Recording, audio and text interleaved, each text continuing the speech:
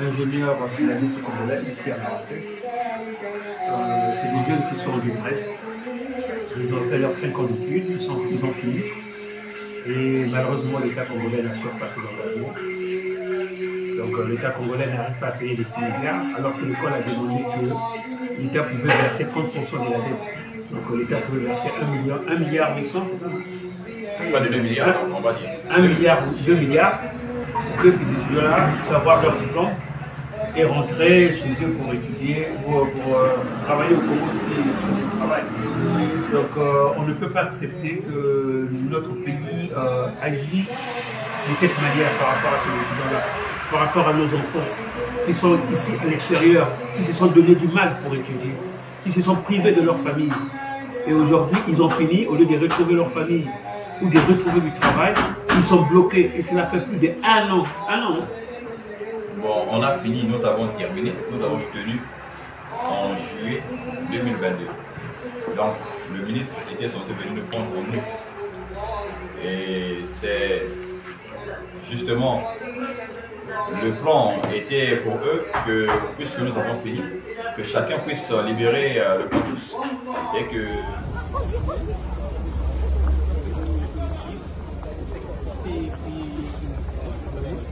On ne rentrera pas sans nos appréciations.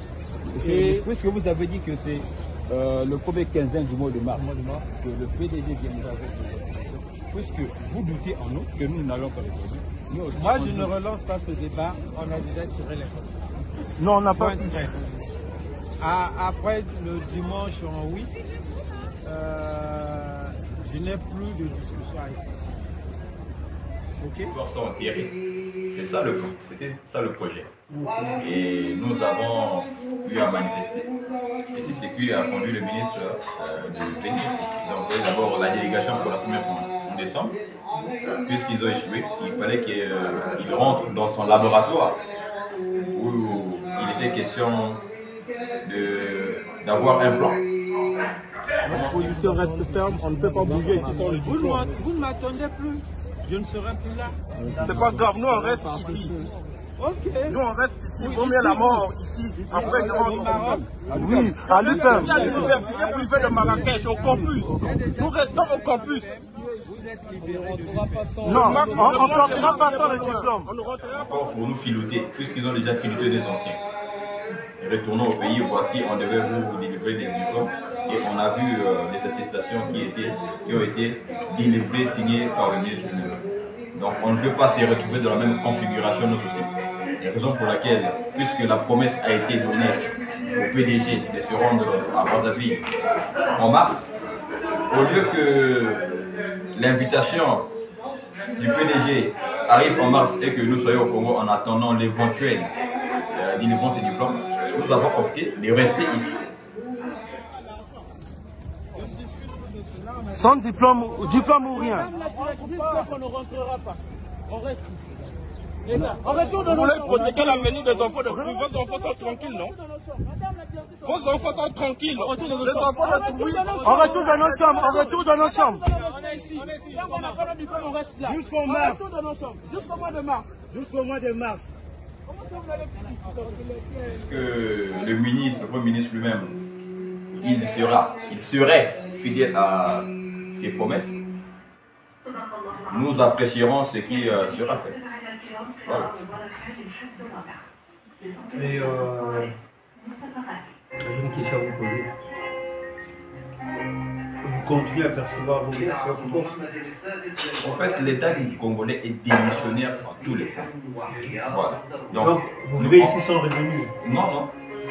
Ça fait 54 mois. Donc, on a 54 mois d'arriéré. 4 ans et demi. 4 ans et demi. 9 semestres. C'est pas bien. Franchement, il va falloir que les dirigeants congolais apprennent à être responsables. Et nous devons être fiers d'être congolais. Mais avec ce genre de comportement, on n'est ni fiers ni dignes d'être congolais. Voilà. Ceux qui sont abandonnés ici, ce sont des Congolais. Ceux qui ont travaillé, ils ont tous travaillé, ils ont eu leur diplôme, ce sont des Congolais. Ils pouvaient servir au Congo, mais dans une pagaille gouvernementale comme ça, dans une cacophonie pareille, c'est pas gentil. Et je lance un message à Colini Makosso. Pour moi, j'appelle le Premier ministre responsable. Hein. Franchement, pour un gouvernement responsable. Parce que quand je le vois à l'Assemblée ou au Sénat, il fait des prévisions budgétaires. Je me demande à quoi servent ces prévisions des 2000 milliards. S'il faut que 6 milliards pour payer dans une petite université. Bon, c'est assez grand, parce que j'ai vu l'université, elle est grande. Et s'il faut 6 milliards pour payer dans une université, ils sont incapables de le faire. Ça fait réfléchir face à leur responsabilité, face au peuple. On se demande si ces gens-là travaillent pour le Congo ou contre le Congo et les Congolais. Donc il est temps que cette pagaille s'arrête. Nous sommes en 2023, à 2 ans de l'émergence. Ces dirigeants, que j'appelle politiques, ils dirigent comme au Moyen-Âge. Ils gèrent le budget du Congo comme si c'était leur argent de poche. Il faut que ça s'arrête et il faut que l'État congolais puisse subvenir aux besoins des étudiants, payer immédiatement les études. Ça ne sert à rien de dire on fait venir le responsable. On fait venir le responsable pour qu'il aille à Brazzaville alors qu'on leur demande juste de payer. Donc Colini Makosso, le responsable de l'université, n'a pas à venir. Vous lui payez les billets, vous faites des dépenses, alors que vous devez juste commencer à assurer. Et vous avez eu les séanciers pendant... Ils ont eu les séanciers pendant un an, ils n'ont pas respecté les séanciers. Où est le sérieux dans tout ça? Donc ceci est un message qu'on lance à tous les compatriotes, d'alerter ces gouvernements des responsables, de prendre ses responsabilités face au problème de nos jeunes étudiants, ingénieurs, finalistes. Hein. Ça doit être la fierté du Congo, mais quand on arrive ici, c'est le désarroi le plus total. C'est bon.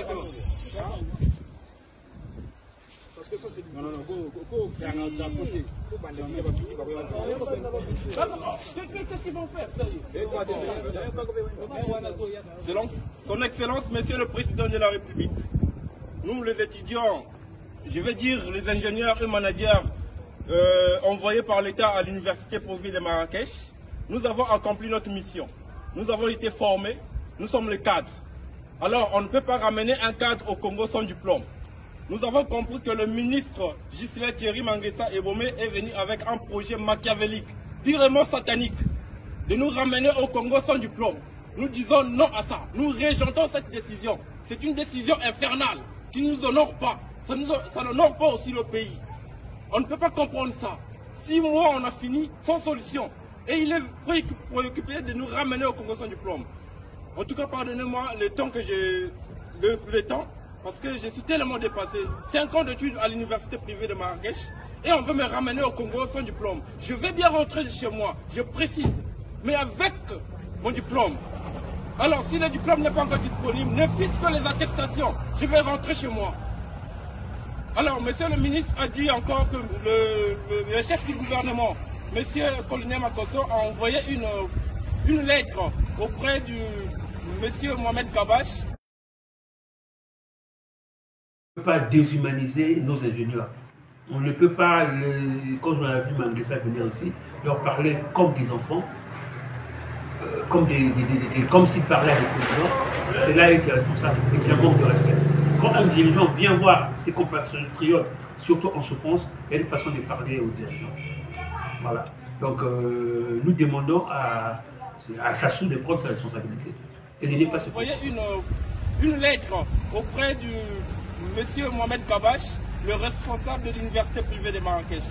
Le courrier stipule que le président de l'université privée de Marrakech doit rejoindre Brazzaville ou bien doit se rendre à Brazzaville d'ici le mois de mars.